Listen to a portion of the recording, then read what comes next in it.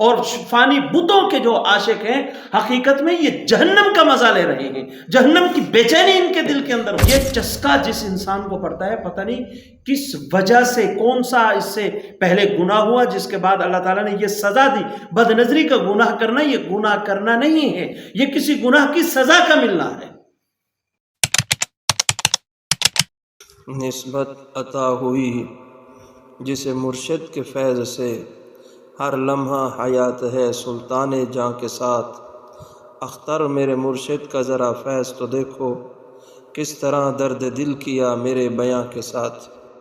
پہلا انعام فرمایا کہ جو آدمی اپنی نظر کی حفاظت کرتا ہے، اللہ تعالیٰ اس بندے کو بے چینی سے محفوظ کر دیتے ہیں۔ اس بندے کی طبیعت کے اندر بے چینی کبھی نہیں آئے گی۔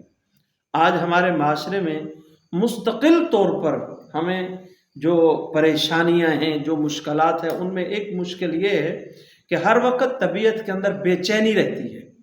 کئی حضرات آتے ہیں کہتے ہیں کہ حضرت کوئی پتہ نہیں، کوئی پریشانی بھی نہیں ہے، کوئی مشکل حالات بھی نہیں ہے، نظام بھی بہت اچھا چل رہا ہے، کوئی پریشانی بھی نہیں ہے، خواہ مخواہ طبیعت جو ہے وہ بے چین رہتی ہے، خواہ مخواہ طبیعت جو ہے وہ بے چین رہتی ہے۔ تو طبیعت کے بے چین ہونے کی جو وجہ ہے وہ ہمارے مشائخ نے بیان فرمائی، وہ ہے نظر کا غلط استعمال۔ جو آدمی نظر کا غلط استعمال کرتا ہے وہ آدمی بے چین رہے گا، بے چینی اس بندے کا مقدر ہوگی، وہ ہر وقت عجیب و غریب اس کی کیفیت ہوگی، وہ پاگلوں کی طرح عجیب و غریب بپھرا ہوا، کبھی اس طرف دیکھے گا، کبھی دائیں کبھی بائیں۔ اس کو مجلس میں بیٹھے ہوئے اس کی جو ہے طبیعت جو ہے وہ عجیب حواس باختہ وہ نظر آئے گا کہ دیکھنے والے کو پتہ چلے گا کہ اس بندے کی طبیعت میں کیا طوفان مچا ہوا ہے۔ کبھی یہ ہاتھ ہلاتا ہے، کبھی یہ پاؤں ہلاتا ہے، کبھی یہ سر کو جھٹکتا ہے، کبھی یہ دائیں دیکھتا ہے، کبھی بائیں دیکھتا ہے۔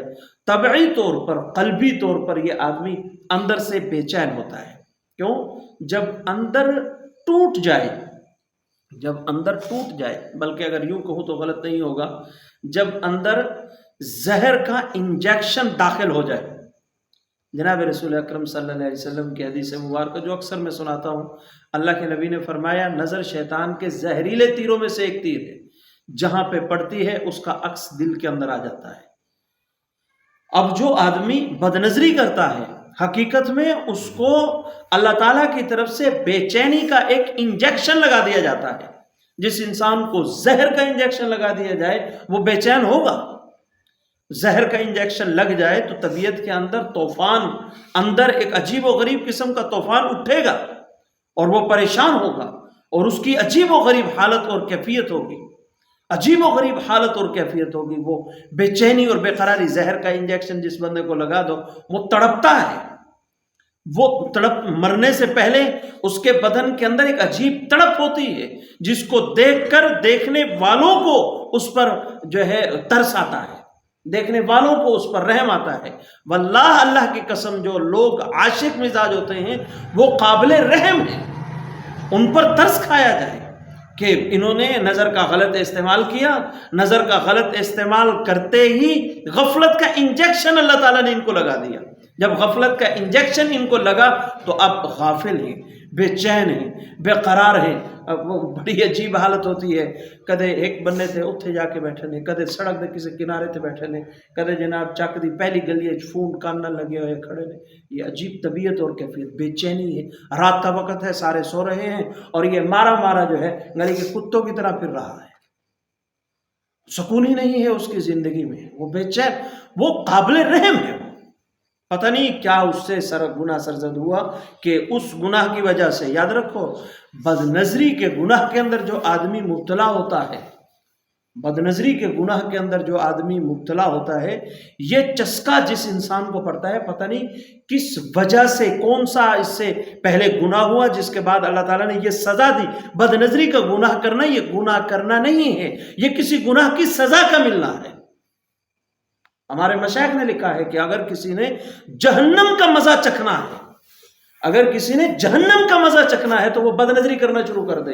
بد نظری کرنے والا جب عاشق مزاج بنتا ہے، یہ دنیاوی بتوں کے عاشق، یہ ان فانی شکلوں کے اور فانی بتوں کے جو عاشق ہیں، حقیقت میں یہ جہنم کا مزہ لے رہے ہیں، جہنم کی بے چینی ان کے دل کے اندر ہوتی ہے، ان کے دل بے چین ہوتے ہیں، بے قرار ہوتے ہیں، یہ عجیب تڑپ ان کے اندر موجود ہوتی ہے، بے چینی ان بندوں کا مقدر بن جاتی ہے جو بد نظری اور بد نگاہی کا گناہ کرتے ہیں۔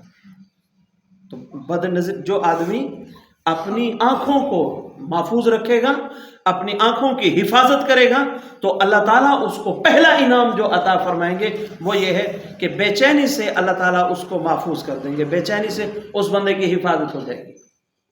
اب یہ بھی بڑا آسان ہو گیا کہ ہر آدمی اپنے بچوں پر بےایمانہ نظر رکھے۔ یاد رکھو، اولاد اللہ تعالیٰ کی نعمت ہے، اولاد اللہ تعالیٰ کی نعمت ہے، اور نعمت کی ناقدری یہ اللہ برداشت نہیں کرتے۔ نعمت کی ناقدری کی جائے اللہ چھین لیتا ہے۔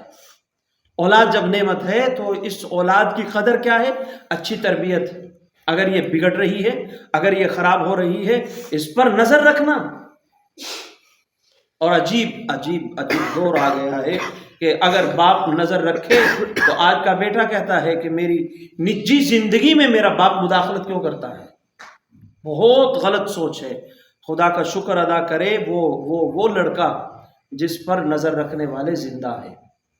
یہ جب چلے جاتے ہیں تو پھر بندہ روتا ہے، کاش کہ ہمیں ٹوکنے والا زندہ ہوتا۔ جب یہ چلے جاتے ہیں تب ان کی قدر، ان کی ویلیو انسان کے دل کے اندر آتی ہے۔ تو اولاد پر نظر رکھنا صرف نماز پڑھانے کی حد تک نہیں ہے، دوسرے معاملات اس کے چیک کرنا یہ بھی ضروری ہوتا ہے۔ تو پہلا انعام حفاظت نظر کا کیا ہے کہ بے چینی سے اللہ تعالیٰ اس کی حفاظت فرما دیتے ہیں۔